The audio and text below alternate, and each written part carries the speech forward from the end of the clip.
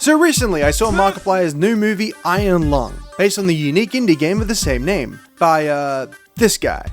Now, going into this movie I had two main pieces of criteria. 1. How good is this film as a standalone picture? If I didn't know who the hell this Markiplier guy was, would I still be able to recommend it? And 2. How accommodating is this movie to people who haven't played the games or watched any Let's Plays?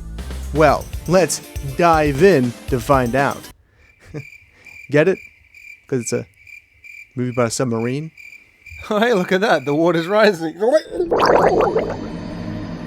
For starters, Markiplier fully immerses himself into a brand new character and world, as he takes on the genuinely Herculean task of playing Simon, the doomed convict, who spends the majority of the movie by himself, with only tacit support from a small supporting cast. Mark's performance is a little shaky at the beginning, but it improves steadily as the movie goes on, especially with the introduction of more practical effects, which add an important layer of authenticity to the performance. It's hard not to believe the fear and panic of someone who's actually swimming through a sea of blood. That said, my biggest issue with Simon as a character is that I only believe half of him. I believe the scared convict act, who wants to go home to a freer life. What I don't believe is that he was a brutal, head-smashing space station bombing freedom fighter. He lacks that edge that Switch characters like this need to be believable. There's a clear disconnect between the Simon we see and the backstory we're told he has. Building onto that, I think it was a mistake to start the movie already locked in the submarine. It undersells the real fear of being trapped inside a metal death box. In a film like this, the audience needs to feel constantly anxious, claustrophobic, and trapped, just like Simon. But that tension never really fully lands here.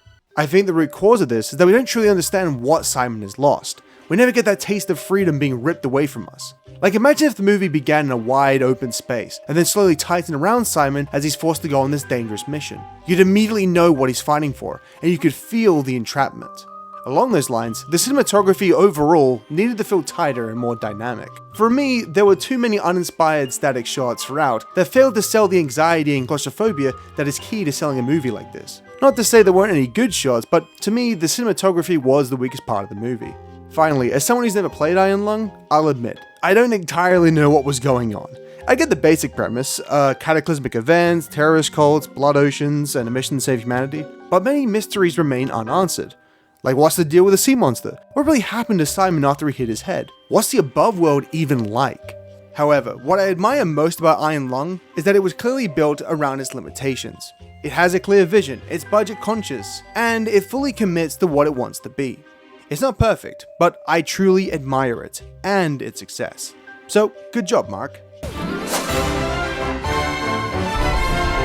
Was that the bite of 87?